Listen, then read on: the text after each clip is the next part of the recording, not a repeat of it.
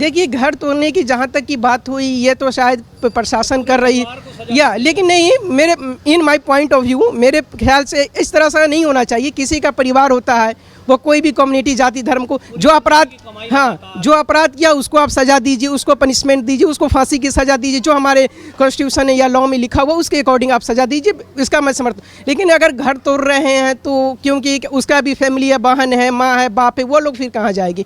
मेरा ये बात सरकार से और कुछ नहीं।